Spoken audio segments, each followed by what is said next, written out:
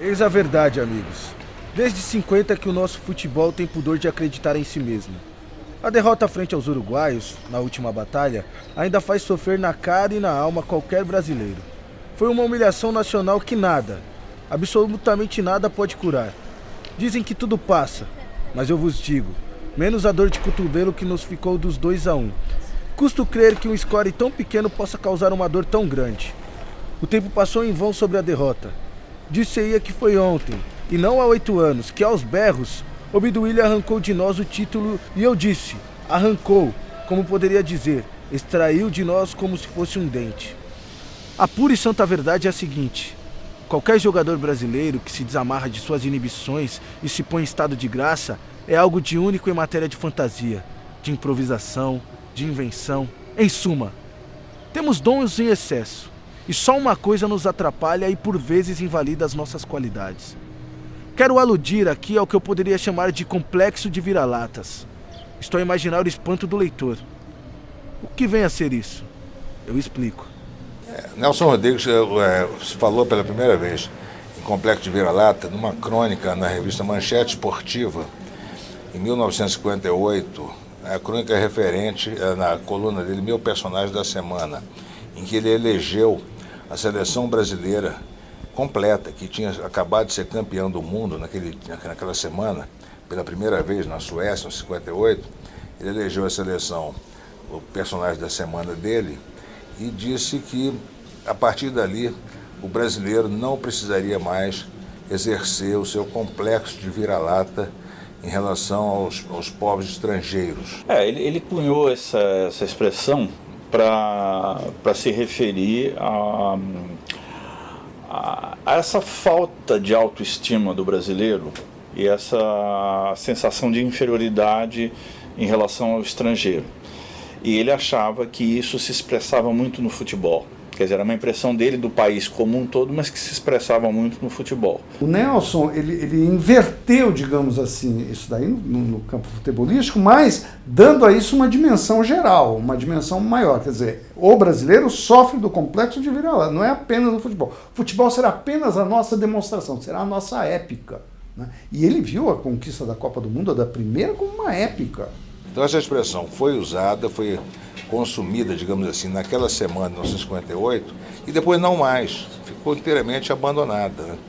Aí passam-se, digamos, sei lá, de 58 até 1992, quer dizer, 42 anos, coisa parecida, quando nós fizemos a edição da Sombra das Estrelas Imortais, né, do Nelson, na Companhia das Letras, e essa crônica voltou ali naquela edição do Nelson.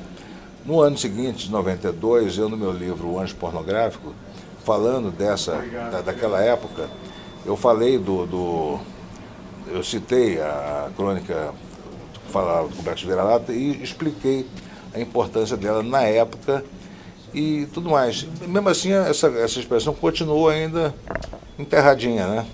E só muito aos poucos ela foi sendo trazida de novo à tona e reabilitada, e hoje ela está incorporada realmente ao pensamento brasileiro. O problema do Scratch não é mais de futebol, nem de técnica, nem de tática. Absolutamente. É um problema de fé em si mesmo. O brasileiro precisa se convencer de que não é um vira-latas e que tem futebol para dar e vender lá na Suécia. Uma vez que ele se convença disso, ponha-no para correr em um campo e ele precisará de 10 para segurar, como o chinês da anedota. Insisto. Para o Scratch, ser ou não ser vira-latas? Eis a questão. Eu acho o seguinte, que o Nelson Rodrigues foi otimista demais, né? Eu acho que o complexo de vira-latas, eu sou cronista esportivo e escrevo frequentemente sobre esse assunto. O complexo de vira-latas é uma coisa que volta a cada vez para nós, né? Isso apesar, no âmbito futebolístico mesmo, apesar da gente ter ganhado 5 títulos mundiais. Ninguém ganhou tantos campeonatos mundiais quanto nós, né? Mais se aproxima a Itália com 4 títulos, né? Mas mesmo assim, volta e meia, esse sentimento de inferioridade, ele aflora. E ele aflora de que forma? Sempre julgando que negativamente tudo que nós fazemos aqui e sempre olhando para os estrangeiros com os olhos de quem diz, não, eles é que são os grandes, eles é que estão fazendo a coisa certa. Se nós quisermos ser grandes também, nós temos que imitá-los. A única solução para nós é imitá-los. Você sente muito isso hoje ainda, independente de tudo, né? Quando você tem uma organização de Copa do Mundo, a reação geral, a reação de pessoas que são lúcidas e tal, é assim de uma catástrofe. Não de uma catástrofe. Não sei se vai acontecer essa catástrofe. Pode ser que aconteça até. Né? Não estou dizendo que não vai acontecer. Mas, desde o primeiro momento, você diz, isso só pode dar besteira, só pode dar tudo errado, só pode dar enroubo, etc. Né? Prejuízo para a nação, etc. Né? Existe muito esse culto, né? Quase um culto da derrota, da imperfeição. Enquanto o que você faz na Alemanha é uma maravilha. Né? Quer dizer, eu vejo citações a toda hora sobre os Estados Unidos. Né? Os Estados Unidos isso, nos Estados Unidos aquilo, é o país da moda agora. Né? Às vezes você cita a Alemanha, antigamente você falava a França. Bom, tudo bem, certamente são culturas, países que têm muitas virtudes, mas também têm problemas. Então eu acho que existe sim, isso, eu partilho assim, dessa ideia de que existe uma coisa muito localizada, existe essa coisa muito localizada na classe média. Entendeu? Não é uma coisa do povo, porque o povo não tem outra coisa. Isso nunca foi. O povo nem está ligando para isso. O povo ainda, apesar de tudo que se faz, ainda é muito mais ligado no futebol jogado no Brasil do que o futebol jogado na Europa. Mas existe essa sensação de que o modelo a ser seguido é sempre o modelo do país desenvolvido. No caso do futebol, Europa. Nós sempre olhamos assim, meio embasbacados, né? Então, os nossos repórteres às vezes vão para um campo de futebol e falam, nossa senhora, isso é que é um campo de futebol, isso é que é a organização do futebol, né? Olha que público civilizado, né? Não precisa nem alambrado porque eles não invadem o campo, esquecidos de que há poucos anos atrás houve o fenômeno dos hooligans na Europa, né? Que causou mortes, tragédias horrorosas e tudo mais, né? Mas nós sempre achamos, sempre tendemos a achar que os outros, os desenvolvidos, né, as civilizações mais antigas, fazem muito melhor do que a gente. E que nós não podemos jamais rivalizar com elas, apesar da gente ter ganhado 5 títulos mundiais. Isso foi incapaz de curar o nosso complexo de vira-latas, de criar uma autoconfiança, uma confiança em nós mesmos. Então eu acho que o complexo de vira-latas, para responder brevemente a tua pergunta, ele está mais vivo do que nunca. Por complexo de vira-lata, entendo eu, a inferioridade em que o brasileiro se coloca voluntariamente em face do resto do mundo. O complexo de vira-lata não é uma coisa que os brasileiros sofram, é uma coisa que foi inoculada nos brasileiros por, eu digo assim, uma parcela da elite brasileira para desvalorizar o que era feito aqui dentro e manter o país submisso a determinadas ideias, para fazer com que o país aceitasse determinadas diretrizes e tal. Quem construiu essa questão? Quando essa questão se tornou importante? Ela se tornou importante para quem? Eu acho que é essa a pergunta que tem que ser feita. Em primeiro lugar, ela foi construída, foi colocada por intelectuais, por acadêmicos como Nina Rodrigues, Monteiro Lobato e outros pensadores que tentaram pensar o Brasil e que pensaram o Brasil não da forma como eles gostariam que fosse. Eles viam um Brasil que não era o Brasil que eles queriam talvez uma Europa aqui. Aqui não é Europa, aqui é o Brasil, é outra coisa. Eles tiveram uma educação europeia, uma educação intelectualizada, tal, né? E eles não viam no povo daqui algo que fosse o reflexo do povo que eles admiravam. Começa aí o problema. Nunca a gente pode generalizar de maneira absoluta para as classes sociais, tá? Mas eu vejo isso muito ligado a uma camada média, um setor da camada média, tá? A camada alta e também setores populares que veem o brasileiro como sendo aquele inferior, indolente, que até hoje ainda não conseguiu conquistar um outro lugar no mundo, porque não tem capacidade, não mostrou capacidade para isso. Você tem, por parte daquilo que foi se constituindo com um sentimento de Brasil, um sentimento aí sim de inferioridade, porque você, as classes que formaram, aquelas classes segmentos mais altos da nossa sociedade, que vieram para cá, os portugueses começaram a colonizar aqui, eles tomaram índios e negros muitas vezes como sendo inferiores e isso jogando na mistura. O complexo de vira-lata é bem antigo, ele não é? Ele está na formação do nosso povo. Como é que você mantém um escravo trabalhando? Além do chicote, você precisa convencer ele de que ele tem que trabalhar. Você precisa convencer ele que ele não pode fazer nada melhor do que carregar um fardo nas costas, do que fazer um trabalho embrutecedor, do que fazer um trabalho braçal. Então, para isso, você tem que mostrar que ele é inferior. A maneira de mostrar que ele é inferior é você falar que ele é racialmente inferior. A teoria do Gobineau, da inferioridade das raças, a teoria racialista, foi apreendida por setores da elite brasileira, como o Silvio Romero, que achava que a miscigenação ia matar o brasileiro, ia matar o seguinte, ia corromper o caráter do brasileiro. Qual era a solução? Importar raça branca da Europa, importar europeus para purificar o sangue brasileiro e fazer de nós um país branco, um país, porque a ideia de que o branco era superior era disseminada não só da Europa para cá, ou seja, de fora para dentro, mas aqui dentro também pela elite brasileira, uma elite postiça europeia que tinha a cabeça em Paris e o bolso em Londres. Então, de alguma forma, a Casa Grande e a Senzala ainda estão de pé e o povo brasileiro não tem consciência da cidadania. O povo brasileiro é muito resignado, né? Muito entregue ao poder de quase taumatúrgico de alguém que está por cima. Isso o Carlão Reichenbach dizia sempre, o nosso cinema sempre foi sustentado pela classe C. Por quê? Porque é uma classe que não pode pensar que é francesa, não pode pensar que é americana. Entendeu? Ela é brasileira. Entendeu? Então era ela que ia chanchada. Entendeu? Não eram as crianças também, mas não eram as pessoas ricas. Entendeu? Então isso era muito visível. Né? Isso era uma coisa perfeitamente... Foi visível até os anos 80, enfim, enquanto o cinema foi uma arte popular, eminentemente, barata e tal. A cada ano que passa e que chega a época do Oscar, as pessoas se perguntam, será que dessa vez o Brasil vai ganhar um Oscar? Como se fosse o Oscar, vamos dizer que um filme brasileiro vai ganhar um Oscar, fosse redimir todo o nosso cinema. Quer dizer, o nosso cinema passaria a ter como um atestado de maturidade só a partir do momento em que ganhasse um Oscar. Ou seja, o reconhecimento dos estrangeiros, dos americanos. Nós precisaríamos desse reconhecimento. É uma coisa, nós precisamos ganhar um festival na Europa, nós precisamos ganhar o Oscar, nós precisamos que nos digam que a gente é bom, porque a gente não acredita muito nisso.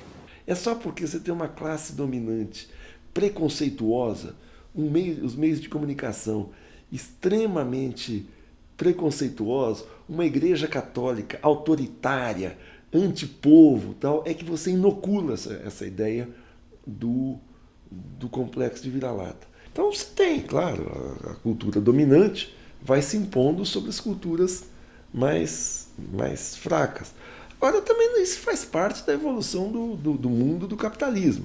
Eu acho que a gente tem que colocar, tentar fazer com que a nossa cultura também viceje, mas isso não depende só, não é uma luta, não é uma disputa que você resolve no terreno da cultura.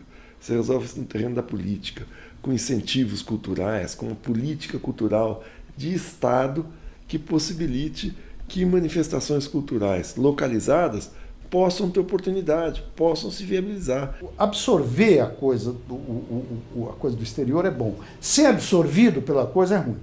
Né? São dois movimentos diferentes. Né? Quando você absorve, você responde. Você não é passivo. Quando você é absorvido, né? Quando você diz, tudo que sei lá, que acontece em Nova York, as luzes de Nova York são uma beleza, as luzes de São Paulo são uma porcaria. Não é bem isso. Né? Aí você fica uma coisa colonizada, né? E de fato é uma coisa muito pobre, muito michuruca mesmo, né? E é uma coisa que anda mais ou menos sendo difundida com esse negócio de mundialização, de globalização. Isso aconteceu muito, porque hoje você tem não é? Você vê na televisão a toda hora, você está às voltas com programas estrangeiros, com coisas estrangeiras, então tudo, de repente tudo vira melhor, entendeu? Então o que vem de fora só enriquece mais o que já tem aqui dentro, eu acredito. Não pode escancarar totalmente, obviamente, não, só vamos adotar o que está lá fora. Quem faz isso, não, só o que está lá fora é o que é bom, esse sim sofre do complexo de vira-lata. É aquele que fala, olha, a culinária brasileira é só cebola e alho. Não, na verdade, demonstra um desconhecimento profundo sobre a cultura brasileira, sobre o povo. Porque o que há de bom na culinária brasileira vem do povo. Haja vista a feijoada. Ela não foi criada pela elite, que eu saiba, né? Só se estiver enganado. Ou mudaram a história. E hoje, se negamos o Scratch de 58, não tenhamos dúvidas. É ainda a frustração de 50 que funciona. Gostaríamos talvez de acreditar na seleção. Mas o que nos trava é o seguinte: o pânico de uma nova e irremediável desilusão. E guardamos para nós mesmos qualquer esperança. Só imagina uma coisa: se o Brasil vence na Suécia, se volta campeão do mundo, a fé que escondemos, a fé que negamos, rebentaria todas as comportas e 60 milhões de brasileiros iam acabar no hospício. Ainda não há clara percepção de que somos brasileiros e que esse país está destinado a um futuro inevitavelmente excelente, porque é único no seu gênero, único, realmente único, em termos de recursos, muito espaço para pouca gente, basta lançar um anzol e vem o peixe, o coco cai na cabeça do indivíduo por conta própria, né? Frio não conhecemos, frio verdadeiro, né? Portanto, não precisamos de cobertores, normalmente, a maioria dos brasileiros não precisa de cobertores. Subsolo riquíssimo, né? De repente descobrimos o pré-sal. É único, é um país único, destinado a ser o paraíso terrestre. Então, mais cedo ou mais tarde será. E eu acho que isso vem se afirmando. Hoje em dia a gente vive o que se fala um surto conservador. Eu acho que não tem um surto conservador. O que nós temos é o contrário. Nós temos um surto de afirmação das diferenças, da pluralidade do povo brasileiro, que é um povo negro, mestiço, tem a sua orientação sexual que quer, quer deixar de ser pobre e quer tomar conta dos destinos do país, quer decidir, opinar sobre o que a comunidade vai fazer ou vai deixar de fazer, e aí você passa a ter uma reação daqueles setores que não querem que isso aconteça. Por conta do crescimento econômico, que a gente conseguiu adquirir uma distribuição de riquezas mais igualitária entre as classes, as pessoas começam a se sentir mais capazes de melhorar de vida, né? Com o trabalho, com o fruto do seu esforço. Tá? Claro que tem o esforço de cada um, a capacidade de cada um, e tem também políticas que foram sendo criadas para favorecer essa diminuição da desigualdade. Tá? Mas a experiência que as pessoas têm muitas vezes é de que ela conseguiu. Tá? Alguns reconhecem, isso tem sido mostrado pelas votações dos últimos anos, alguns reconhecem a importância das políticas públicas, sim, mas tem muito do que cada um pode realizar. Eu acho que isso faz com que as pessoas se sintam de fato capazes, se sintam potentes para pensar até o Brasil como um país forte, um país que realmente tem o que dizer, tem o que fazer no cenário mundial. Eu acho que o Brasil não tem que se preocupar em ser anfitrião da Copa. A Copa do Mundo é um evento postiço colocado no Brasil para o Brasil mostrar ao mundo que ele é um lugar legal, que ele é um lugar bacana, que olha como nós somos desenvolvidos. A Copa está sendo feita num regime quase que de ocupação por parte dessa máfia chamada FIFA. Quer até mudar o nome do estádio Mané Garrincha, não querem deixar vender acarajé nos estádios em Salvador. Então você tem uma imposição. Eu acho que a gente devia ter nenhuma preocupação para o Brasil fazer boa figura como anfitrião da Copa. Que nós façamos boa figura em campo, isso tudo bem. Porque da maneira como está colocada a Copa, ela é uma imposição de fora, mas ela vem para tolher o que nós temos de melhor. E é uma máquina de gerar dinheiro para pouca gente.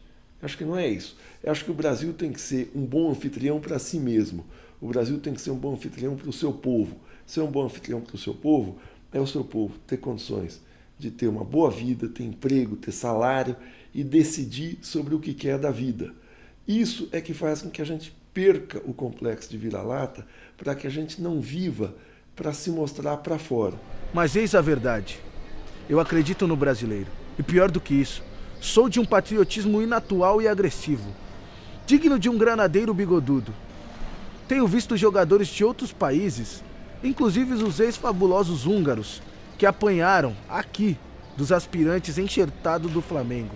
Pois bem, não vi ninguém que se comparasse com os nossos. Falam-se de um Puskás. Eu contra-argumento com um Ademir, um Didi, um Leônidas, um Jair, um Zizinho. A santa verdade é a seguinte: qualquer jogador brasileiro, quando se desamarra de suas inibições e se põe em estado de graça, é algo de único em matéria de fantasia, de improvisação, de invenção. Em suma, temos dons em excesso, e só uma coisa nos atrapalha e por vezes invalida as nossas qualidades. Quero aludir ao que eu poderia chamar de complexo de vira-latas.